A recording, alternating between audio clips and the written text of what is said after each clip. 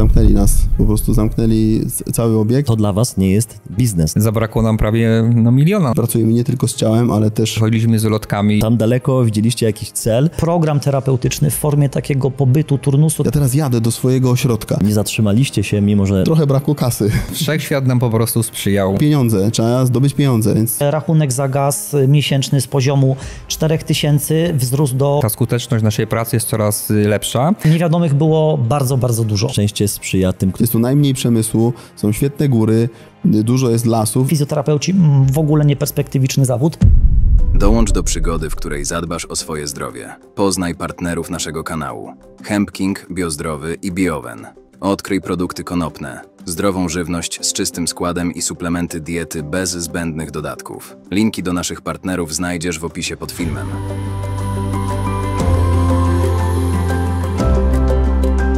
Cześć, Grzegorz Kusz z tej strony, witaj na kanale. Dziś w studiu mam 3 gości. Od mojej prawej strony Michał, Marcin i Marcin. Cześć panowie. Witamy, Cześć Grzeszku. Witaj. To są twórcy, to są wizjonerzy i to są założyciele Holistic, czyli Centrum Terapii Mięśniowo-Powięziowych. Byliśmy już u was kilka razy, nagrywaliśmy odcinki na kanał i 2 odcinki już na kanale są, a dzisiaj będzie 3 nagrywany. Dzisiaj odcinek wyjątkowy, bo odcinek o historii, w ogóle o tym, jak to wszystko, co tutaj jest i co pomaga wielu Polakom, stworzyliście. Ludzie lubią historię, więc to jest odcinek, gdzie skupimy się właśnie na historii. Dlatego ja chciałem, żebyście wszyscy tutaj byli, no bo wszyscy jesteście w to pozytywnie zamieszani. Wszyscy dołożyliście cegiełkę albo wiele cegieł, bo siedzimy dzisiaj w pięknym hotelu, w pięknym obiekcie, którego nie było jeszcze, ale myślę, za chwilkę się przekonamy, jak to wszystko było. Kto zaczyna? Gdzie był początek? Gdzie był ten pierwszy krok do tego, no co dzisiaj jest, bo widzę uśmiechnięte twarze, takie chyba spełnione marzenie. 12 lat. No to już 12 lat, a znamy się 14. Poznaliśmy się w Solcu-Zdroju. Po powrocie z emigracji szukałem pracy i tak trafiłem do Solca. A ty byłeś na wyjeździe, czy wszyscy? Ja byłem na wyjeździe, chłopaki pracowali. A w jakim państwie? W Anglii byłem. W Anglii. W Wielkiej Brytanii. Wiele lat? A 1,5 roku. 1,5 roku, okej. Tak, tam też zobaczyłem, w jaki sposób można pracować z pacjentem, w jaki sposób pracują osteopaci i mnie to zachwyciło. Natomiast, żeby tą drogę osiągnąć tak jak no tutaj, prawda, można tam było bardzo ciężko, bo to też bariery językowe, ja jako imigrant, więc postanowiłem, że chcę pracować tak z pacjentami, ale spróbuję zrobić to w kraju, w Polsce. I tak wróciłem, zacząłem szukać pracy i trafiłem na Michała i Marcina. I znowu po 1,5 roku różnego rodzaju szkoleń i dostrzeżenia pewnych rzeczy, które można zrobić lepiej. No chcieliśmy to wprowadzić w miejscu, w którym pracowaliśmy, ale niestety. Na szczęście ogromna wdzięczność dla tych osób, które uniemożliwiły nam wtedy, można powiedzieć, postawiły nam pewną tamę, a dzisiaj z perspektywy czasu naprawdę ogromna wdzięczność dla nich, że w ten sposób się to wydarzyło, bo dało nam to ogromnego kopa i determinację do działania, do pracy, do rozwoju. No i udało się stworzyć coś naprawdę fajnego. Mnie zwolniono, bo to uznano po prostu za rebelię i otworzyliśmy w Solcu-Zdroju mały gabinet, bo to 4 pomieszczenia, niecałe 100 metrów, jedno pomieszczenie socjalne i 3 gabinety, w których my zaczęliśmy przyjmować pacjentów. I co ciekawe, to były innowacyjne rzeczy, bo dzisiaj już dużo osób pracuje systemem mięśniowo-powięziowym, na systemie mięśniowo-powięziowym, a myśmy wtedy to wdrażali, tak można powiedzieć. Co było jeszcze najciekawsze wtedy, że myśmy rozstali się z naszym byłym pracodawcą, to był chyba koniec marca 2012 roku, a ten lokal, który wynajęliśmy tutaj w Solcu-Zdroju, czekał do wynajęcia od jesieni i po prostu nikt się do niego nie chciał zgłosić, nikt tego nie wynajmował i po prostu tak jakby to na nas czekało. I w momencie, w którym padła decyzja, że idziemy na swoje, no od razu wynajęliśmy i cały remont. Ile to trwało? Półtora miesiąca. Półtora miesiąca, W maju żeśmy się już prowadzili do gabinetu tam właśnie na ulicy Kościuszki, ale to nie była taka prosta historia, no bo pracując na etacie mieliśmy taki pewien poziom bezpieczeństwa zapewniony, a tutaj idąc, że tak powiem, na szeroką wodę, nie wiedzieliśmy do końca, czy nam się tak to powiedzie, finalnie jak się nam powiodło, także tutaj też poszliśmy wtedy, kiedy Marcina zwolniono z Michałem za ciosem, też daliśmy wypowiedzenia, czyli taki jeden za wszystkich, wszyscy za jednego i wszyscy się dziwili, że myśląc, że jak jednego tutaj kolegę zwolnił, no to my, że tak powiem, nie będziemy tutaj chcieli odchodzić, czy jakby buntować tutaj w firmie przeciwko komuś. No ale jak się okazało, byliśmy bardzo solidarni. Też nigdy nie zapomnę tego momentu, jak szedłem z wypowiedzeniem. Ja też wtedy, że tak powiem, miałem rocznego syna, tak? No i duży stres, tak? No bo nie wiadomo, co się dalej wydarzy. Nawet pamiętam, że zwymiotowałem po drodze, gdzieś miałem też jakąś tam biegunkę, no ale, że tak powiem, poszliśmy za kolegą. No i tak jak tutaj wspomnieli moi przedmówcy, no to mieliśmy w międzyczasie już nagrany ten właśnie gabinet na Kościuszki. No i tak się zaczęła nasza przygoda na własnej działalności, wychodząc jakby z pracy etatowej. Tak, na początku, co było jeszcze ciekawe, no porywanie się na taki projekt, że otwieramy we trzech, bo jeszcze jedna osoba, można powiedzieć, że mogłaby sobie zdobyć taką bazę pacjentów, no, którzy by mogli sprawić, że ta twoja działalność będzie rentowna, tak? Ale nas było trzech. Wiedząc o tym, że w Solcu mieszka około 700 osób, w gminie dookoła, powiedzmy, jest 3-4 tysiące osób, które nie są świadome też pewnych aspektów, co my możemy zrobić, jak im pomóc. W samym Solcu około też kilkuset kuracjuszy jest. No to nie jest to taka populacja, która jest w dużym mieście, gdzie możesz spokojnie gdziekolwiek nie zaczniesz działać, możesz postawić szyld i zawsze w przeciągu paru tygodni, paru miesięcy coś się zacznie dziać, tak? Natomiast tutaj tego nie było, więc niewiadomych było bardzo, bardzo dużo, naprawdę. Marcinie, na naszej konferencji w Wieliczce, którą organizowaliśmy w tamtym roku, gdzie mieliście okazję wystąpić na scenie, była premiera naszego poradnika zdrowia. I powiedz mi, bo dostaliście to jako prezent całym zespołem, czy już czytaliście? Czytałeś w ogóle ty? Ja przeglądnąłeś obrazki. Obrazki przeglądnąłem. Mam zamiar przeczytać i myślę, że w przyszłości też damy jakąś część, tak, wartość, żeby widzowie mogli. Dokładnie tak. My też tak rozmawialiśmy i planujemy oczywiście drugą wersję, czyli poradnik zdrowia 2.0, bo cały czas się rozwijamy, nagrywamy kolejne odcinki w kwestii zdrowia i myślę, że w kolejnej wersji wy będziecie mogli coś tutaj wartościowego dodać, a że dzisiejszy odcinek jest o zdrowiu, to jak szukacie dodatkowych inspiracji zdrowotnych, no to poradnik zdrowia i wielu naszych gości tutaj podzieliło się prostymi sposobami na poprawę zdrowia, także zapraszamy i zachęcamy. Jak słucham tego, co powiedzieliście teraz na początek, każdy z was i pojawiły się emocje, obserwuję wasze twarze, już trochę mnie nauczyliście, że jak się obserwuje, to wszystko jest wypisane na twarzy, bo przecież organizm tą prawdę pokazuje, więc oczy widać, że wam się po prostu aż szklą. Ja to tak oceniam, nie wiem, czy tak jest, że to dla was nie jest biznes, nie był na początku, w sensie wy tego nie traktowaliście, że załóżmy firmę, z której będziemy zarabiać pieniądze. Ja czuję, że wy już na początku, mimo tych problemów, małego gabinetu, tego, że nie było tych pacjentów pod ręką, tak mówiąc, że to niewielkie miasto, to wy, że tam mieliście już wtedy, na początku, te ponad 10 lat temu, 12, jak już zaczynaliście, że tam była ogromna jakaś misja zmieniania czegoś takiego większego. Tam daleko widzieliście jakiś cel, jakąś misję, które jeszcze pewnie wielu nie widziało. Jak zauważysz, że możesz człowiekowi szybciej pomóc, a od tego to się zaczęło, to myśmy w to poszli. Myśmy to całym sobą poszli. Zaczęliśmy się szkolić, jeździć do wybitnych ludzi i wprowadzaliśmy to w życie. No a że to wprowadzaliśmy w małej miejscowości, to świadczy o tym, że naprawdę ta robota jest wykonywana dobrze i pacjenci nas, można powiedzieć, pokochali, do nas przychodzą, przyprowadzają też pokoleniowo, no bo jak wyleczymy babcię, to przyprowadza córkę i tak to po prostu leci. Całe rodziny między znajomymi. Także tutaj misja jest oczywiście i to jest świetna misja, bo my przechodziliśmy wszystkie, można powiedzieć, szczeble od takiej terapii manualnej, twardej, czyli gdzie pracujesz na stawach, więzadłach, do technik powięziowych, potem trzewia, aż w tej chwili nasza praca to opiera się również o pracę emocjonalną, czyli pracujemy nie tylko z ciałem, ale też również można powiedzieć z umysłem, z duchem.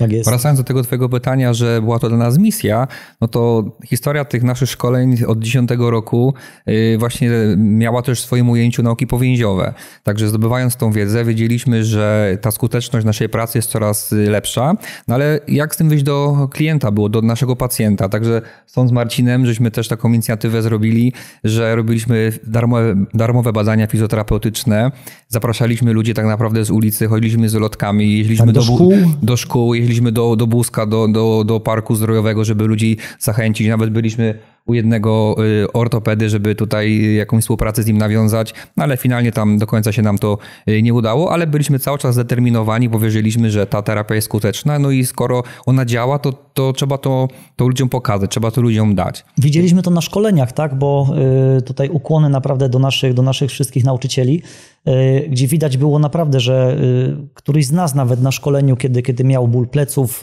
kolana, czegokolwiek, wykonywana była jakaś terapia i efekt był natychmiastowy. Tak? Po prostu to było ogromne wow. Dlaczego tak to szybko działa? I mając taką wiedzę, takie narzędzia, udawało się coraz szybciej i bardziej efektywnie z tymi pacjentami pracować.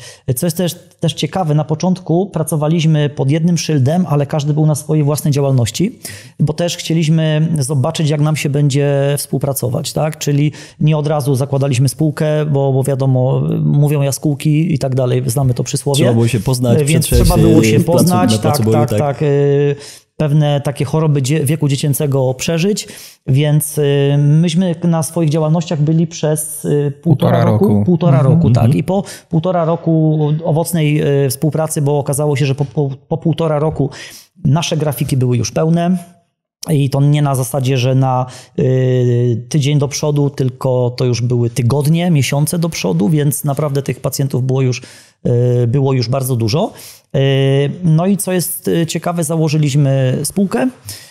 No i z takimi marzeniami, ogromnymi marzeniami, że byłoby super, gdyby tą terapię można było jeszcze opakować w coś więcej, w coś, co uzupełniałoby ją jeszcze w zdecydowanie szerszej formie, aby pokazać ludziom ćwiczenia. Można było z nimi razem poćwiczyć, bo my na co dzień też sami ćwiczymy, dbamy o swoje zdrowie, gdzieś tam biegamy, oddychamy i tak dalej.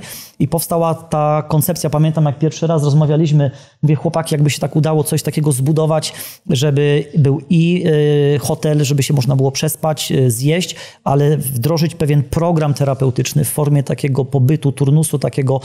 Wtedy już powstała nazwa, pamiętam, holistyczny turnus powięziowy, nie? Bo już ta nazwa holistic była, to też w ogóle nazwa mi się przyśniła w nocy, też pamiętacie, nie? Jak nazwiemy gabinet, jak nazwiemy...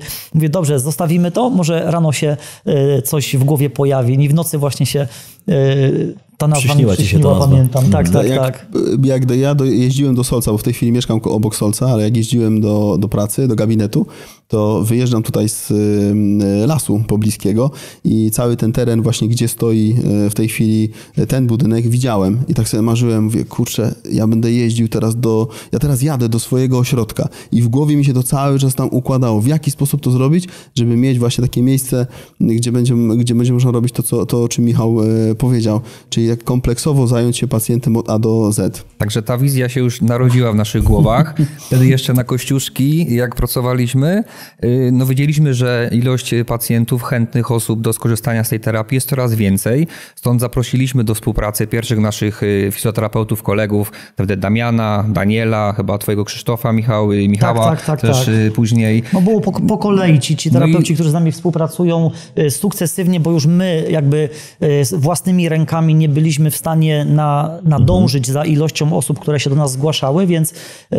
a nie jesteśmy w stanie pracować 24 na dobę, więc no były, można powiedzieć, takie puste przebiegi, gdzie można było jeszcze któregoś z naszych znajomych kolegów, którzy z nami się razem szkolili, do gabinetu zaprosić. No i był pierwszy był chyba Damian, potem był Daniel. Krzysiek, dzisiaj Michał. 22. Tak, łącznie z Warszawą. Tak, też. łącznie z Warszawą, tak. Z Warszawą, gdzie macie drugi gabinet. Tak. Gabinet, Tylko... w którym nie przyjmujemy pacjentów, można powiedzieć, ambulatoryjnie, czyli nie ma tam restauracji z hotelu, sali do ćwiczeń, czyli mała sala do ćwiczeń jest, przepraszam, jest mała salka do ćwiczeń i są gabinety. No ta historia jest niesamowita, brzmi dla kogoś, kto tego nie zna, tej historii nie zna, wow, chłopakom się udało, ale to powiedzmy o tym, bo przecież w dochodzeniu do budowania czegoś takiego, zbudowania marzenia, czy pomagania ludziom, czy budowania kanału, również w naszym przypadku opowiadamy, ile jest tych wszystkich kłód, przeszkód i tych problemów, które są, więc teraz myślę, że jest moment, żeby chwilę porozmawiać o tym, że nie zatrzymaliście się, mimo że na pewno mieliście problemy, kłopoty różnego rodzaju, bo mówiliśmy o tym gabinecie i mówiliśmy później o waszym marzeniu, które wizualizowaliście sobie, że będzie taki budynek, że będzie taki hotel, holistyczne miejsce, gdzie można przyjechać. No i to dzisiaj jest, my tu siedzimy i to nagrywamy. I chciałbym właśnie teraz ten wątek pociągnąć. Tak, najlepsza jest historia zakupu działki i znalezienia tej działki. Dodajcie, tak? bo sporo mamy widzów w kwestii nieruchomości, więc pogadajmy o tych działkach tutaj. Solec jest ciekawym miejscem, jeśli chodzi o grunty. Szukaliśmy, dzwoniliśmy tam, gdzie były możliwości. Natomiast jest ten plan zagospodarowania przestrzennego, który pewne rzeczy uniemożliwiał więc... tego typu ośrodka. Wykluczaliśmy troszkę to miejsce, w sensie takim jakby to miejsce było gdzieś, można powiedzieć, w głowie, ale chcieliśmy też czegoś poszukać może bliżej lasu. Natomiast tak jak mówię, jak ja wyjeżdżałem z tego lasu, to widziałem, że gdzieś to może akurat tutaj być. I któregoś dnia przed pracą miałem tak, że wyjechałem wcześniej. Zawsze wyjeżdżam na styk, ale wyjechałem wcześniej. I podjechałem tutaj, była tabliczka sprzedam. Wziąłem numer, zadzwoniłem i już wieczorem się umówiłem na kawę z paniami, które ten grunt sprzedawały. No i potem co? No pieniądze. Trzeba zdobyć pieniądze, więc dogadaliśmy się tak, że dajemy 10% i czekamy rok, aż uzbieraliśmy. To się bardzo szybko, dynamicznie działo, bo my zaczęliśmy budowę, gabinet powstał w 2012, a my zaczęliśmy budowę w 2016 roku. W 2015 myśmy tą działkę kupili, bo już w 2015 były plany robione. Okay. I to też ogromne słowa uznania dla tych pań, które nam to sprzedały, dwie siostry. Ogromnie wam dziękuję. Bo one się zgodziły, że za 10% wartości myśmy mogli już wnioskować o pozwolenie na budowę, robić projekty i tak dalej. I prawo do dysponowania gruntem, natomiast zgodziły się poczekać. Bez zbijania łopaty. Bez zbijania łopaty, dokładnie. Czyli mogliśmy wszystkie uzgodnienia zbierać i mogliśmy wszystko, można powiedzieć, myśleć, jak to będzie zorganizowane, robić projekty, ale nie mogliśmy wbić szpadla. I dopiero po finale, po zakupie zaczęliśmy budowę. No i tutaj też należy wspomnieć, że tutaj w nasz sukces uwierzył prezes i dyrektor naszego soleckiego banku. To przy naszych obrotach na tamte czasy to żaden duży komercyjny bank to nawet nie spojrzał na tego typu inwestycje, na skalę takiej inwestycji, a ponieważ no jakby skuteczność naszej terapii gdzieś tam pogłos w Solcu miała, także tutaj pan dyrektor, pan prezes, że tak powiem, uwierzyli w ten sukces i tak naprawdę no, dali nam też kredyt na to, żebyśmy mogli tą inwestycję rozpocząć i zrealizować. Wystarczy powiedzieć, że on mieszkał naprzeciwko naszej starej siedziby. Tutaj pan prezes Banku Spółdzielczego w Solcu. Też ogromne dzięki. Natomiast pamiętam, jak rozmawialiśmy z innymi bankami komercyjnymi, nie będziemy podawać tutaj nazw, ale jak zapytali, a co my robimy, kim wy jesteście, no że fizjoterapeuci w ogóle nieperspektywiczny zawód.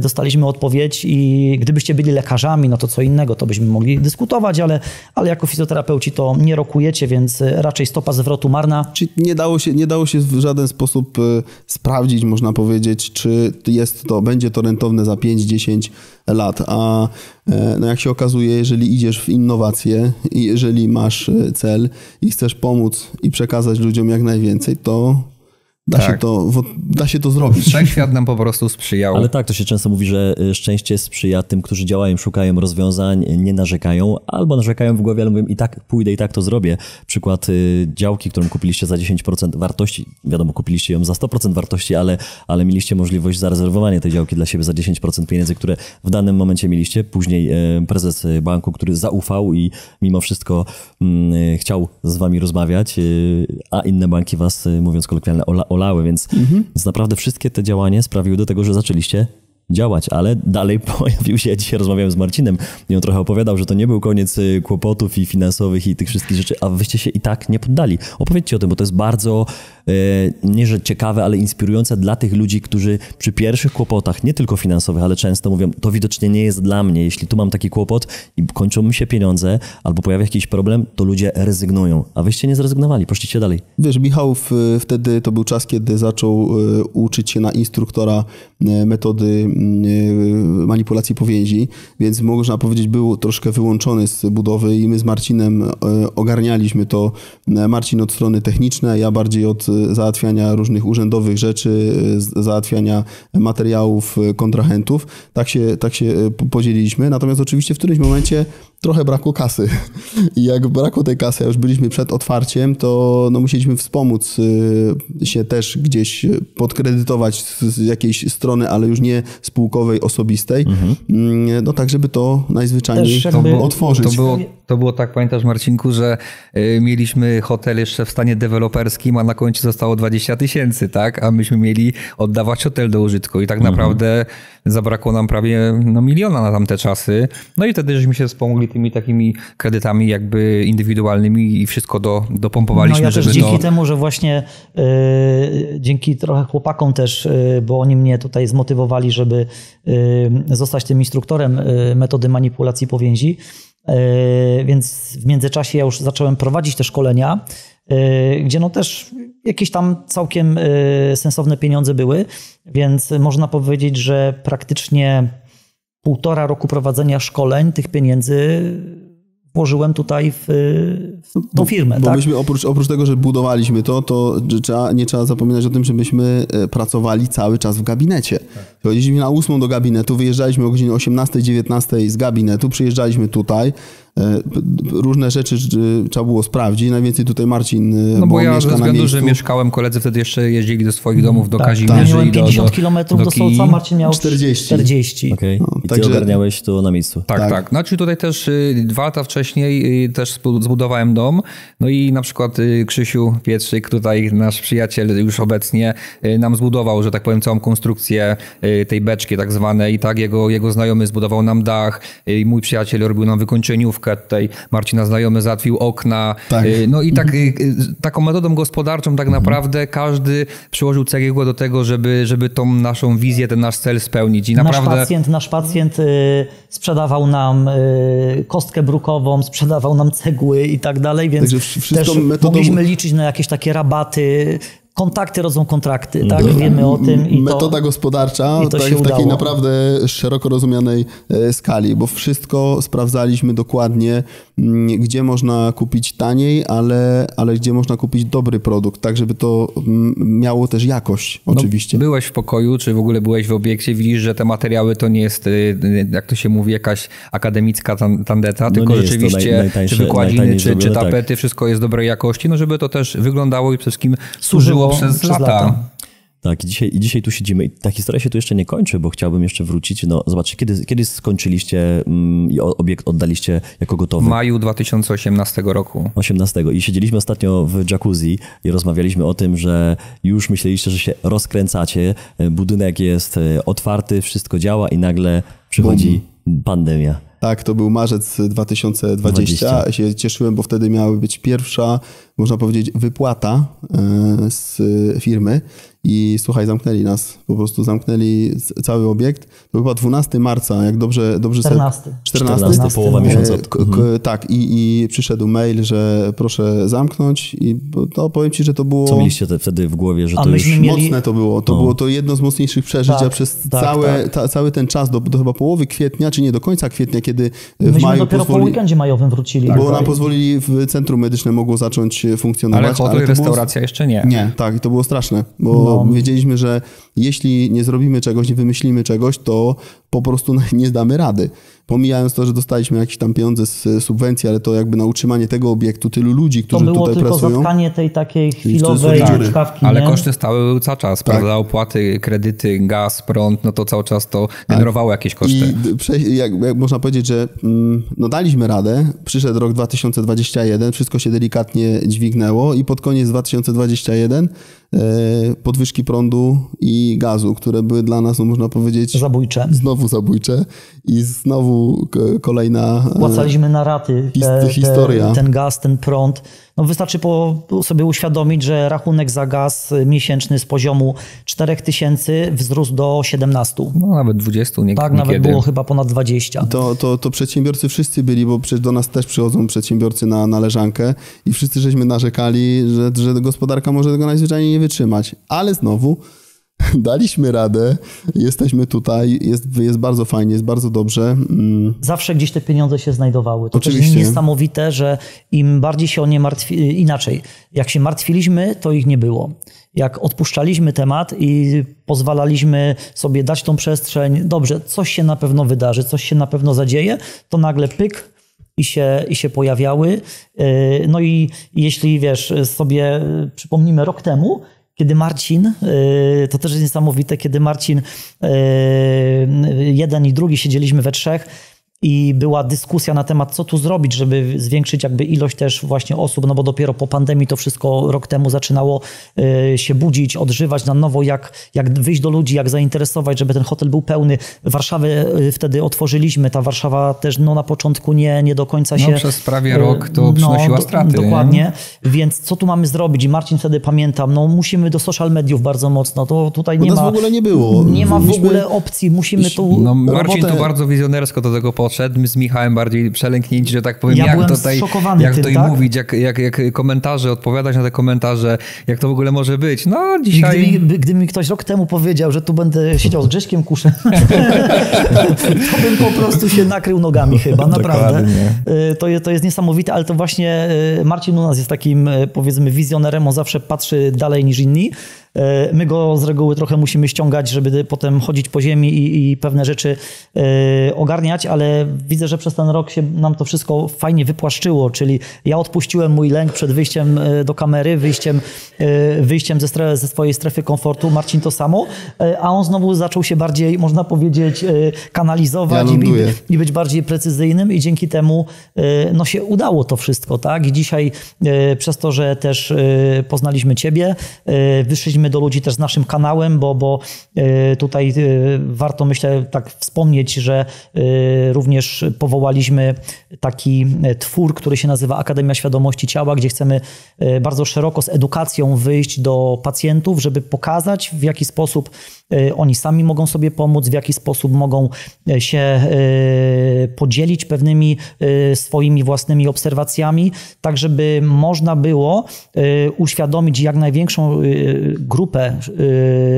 osób o tym, jak ludzkie ciało działa i ile mogą sami dla siebie zrobić. Bo dzięki temu, że to zainteresowanie będzie większe, wielu fizjoterapeutów, którzy być może są teraz tak, jak my byliśmy 10 lat temu, tak? Czyli mają obawę przed tym, czy wyjść z umowy o pracę, pójść na swoje. Wiadomo, że mamy warunki gospodarcze takie, jakie mamy, czyli powiedzmy, że rząd nie sprzyja za bardzo przedsiębiorcom w ostatnich latach, ale mając determinację, chęć rozwoju i mając swojego dobrego nauczyciela, który wskaże ci pewną drogę, możesz naprawdę osiągnąć bardzo, bardzo wiele. Więc też Akademia będzie takim, mi się wydaje, miejscem, gdzie z jednej strony będziemy edukować pacjentów, ale też będziemy chcieli właśnie edukować fizjoterapeutów, ponieważ przez te już 12 lat tutaj tej naszej wspólnej pracy stworzyliśmy swój własny też taki model terapeutyczny, który widzimy, że działa, że się sprawdza, bo wyniki naszej pracy, to ilu pacjentów czeka w kolejce na terapię, mówią o tym, że jest to terapia skuteczna. Nazwaliśmy ją terapią 5 energii. No i też w tym roku będziemy już szerzej wychodzić do tej społeczności fizjoterapeutycznej, ale też do terapeutów innych, tak? Czyli na przykład naturopatów czy do masażystów, tak żeby mogli zgłębiać ten rodzaj podejścia, który my proponujemy. Wspomniałeś tutaj o YouTubie, o tym, że mógłbyś się nakryć nogami, więc zaraz pewnie Michał się będzie nakrywał nogami, bo raz, że tutaj siedzi i można powiedzieć, że świetnie sobie radzi. Napiszcie w komentarzu, jak Michał, który nie wyobrażał sobie siebie, że będzie tutaj siedział, świetnie sobie radzi moim zdaniem. Chłopaki również mało tego, oni nagrywają już swój kanał, mają swój kanał na YouTubie i zaczynają, już tam pierwsze filmy są, więc ta zmiana jest ogromna. Słuchając was, zastanawiam się, gdzie jest. Znaczy ja wiem najprawdopodobniej, gdzie jest, że to jest ogromne marzenie, że to nie jest biznes dla pieniędzy, tylko to jest biznes, żeby pomagać ludziom, a efektem ubocznym są pieniądze, które, jak opowiedzieliście, czasami nie wystarczały, żeby ogarnąć te podstawowe koszty, więc to się niesamowicie rozwija. A dzisiaj siedzimy w waszym ukończonym, pięknym hotelu, który służy ludziom i jesteśmy tu od 3 dni jako zespół kanału i widzimy, że mnóstwo pacjentów z całej Polski, obserwujemy rejestrację samochodów, które tu przyjeżdżają. Jak wy się czujecie w miejscu? I takie pytanie, to jest drugie do tego, czy to już jest to spełnione marzenie wasze, czy to jest jeszcze etap i dalej jeszcze macie w głowie... O marzenia to Marcina trzeba coś, o czym nie wiemy w ogóle. Czy marzenia są, oczywiście, że tak. Natomiast trzeba pamiętać, że twoja firma nie rozwinie się nigdy bardziej niż ty sam. I ja to zrozumiałem w 2023 roku i bardzo dużo teraz energii poświęcam na to, żeby rozwijać siebie, i wtedy będę wiedział, że będę pewien, że będę mógł ogarnąć jeszcze więcej projektów, ambitnych rzeczy.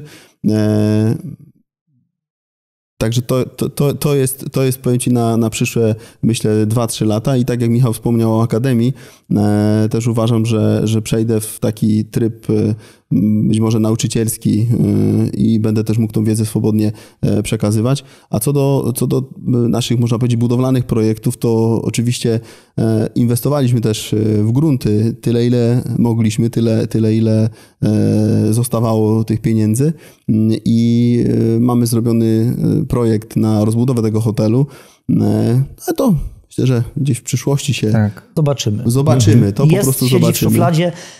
Bogu dziękuję, że nie dostaliśmy tuż przed pandemią dotacji, bo pisaliśmy o dotację na budowę tego hotelu. Na budowę i gdybyśmy to rozpoczęli, byłoby nieciekawie. No tak, materiały, wszystko poszło 100% bo po prostu do góry, byśmy utonęli, więc... Wszystko wydarzyło się tak, jak miało być. Ale dokładnie. działka jest, projekt jest, czeka na lepsze czasy. Tak jest. Możemy się spodziewać, że nie wiadomo, co tutaj jeszcze się kiedyś zbuduje. Ale wizje są fajne, piękne miejsce, jezioro tutaj, rzut beretem. Tak, więc las.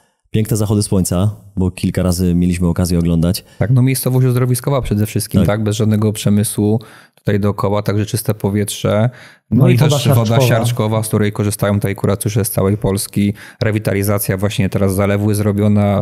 Tak, mamy nowy deptak nowy deptak zrobiony, także też zapraszamy tutaj do Solca naszych pacjentów, do nas, do centrum. Polska lokalna może się naprawdę czymś tutaj pochwalić. Naprawdę. Nie tylko w dużych miastach. Bo Świętokrzyskie to jest w ogóle piękne województwo. Jest tu najmniej przemysłu, są świetne góry, dużo jest lasów i przede wszystkim spokojnie. Jest tutaj spokój i cisza. I pyszne jedzenie, bo mówiliście, że nie tylko tutaj pomagacie w odzyskaniu zdrowia, ale również karmicie swoich kuracjuszy, którzy mogą tutaj w hotelu też przecież się przespać i zostać na turnusy. Dawno nie jadłem tak dobrego jedzenia, które jest przygotowane w kuchni przez świetne panie. Ja zawsze pytam, kto to takie pyszne rzeczy robił. Wczoraj jedliśmy jakąś kaczuchę chyba. Super, naprawdę bardzo dobre rzeczy, więc nie tylko można odpocząć, ale też można naprawdę fajnie zjeść. A co my też na kanale oczywiście bardzo mocno promujemy, czyli zdrowe jedzenie i świadome jedzenie. Także panowie, czego ja mogę wam wszystkim i oczywiście całej załodze, bo wy jesteście dzisiaj jako ambasadorowie, jako twórcy we trójkę, a przecież za wami jest cała ekipa, która czuwa również, żeby to wszystko działało. Ponad 20 osób tutaj. To fizjoterapeutów 20, całej kadry ponad 50 osób. 55 osób w tej chwili jest z nami całej załogi. Okay. Zaczynaliśmy w trójkę, a w tej chwili jest 55. To liczyliśmy na Wigilię. Piękna droga. Panowie, wszystkiego dobrego. Na pewno myślę, że nie potrzebujemy wam życzyć, żebyście się nie zatrzymywali, bo tych kłód na waszej drodze było mnóstwo, z każdą sobie poradziliście i tak musiało być. Na ten moment ona była potrzebna. Przeskoczyliście przez każdą przeszkodę. Pandemię również przeżyliście w trudnych momentach i dzisiaj życzę wam, żebyście się rozwijali i pomagali wielu ludziom, którzy potrzebują tej pomocy. Ja to widzę, niektórzy nawet nie wiedzą o tym, że istniejecie. Stąd ten film, żeby pokazać piękną historię i fajne miejsce, które które jest i z którego ja również z zespołem korzystam. Także wszystkiego dobrego, panowie. Dziękuję za waszą pracę. Ogromne dzięki. Dziękujemy. Bardzo dziękujemy. Dzięki. Do zobaczenia. Dzięki Do zobaczenia. śliczne. Do zobaczenia. Hej, trzymajcie się. Dziękujemy, że byłeś z nami. Jeśli wciąż odczuwasz dreszcz emocji po naszym show, nie krępuj się pokazać nam tego palcem w górę i zasubskrybować kanał, abyś nie przegapił kolejnych filmów. Nie zapomnij też zanurzyć się w wcześniejszych odcinkach na naszym kanale lub posłuchać ich w formie podcastu. Do zobaczenia!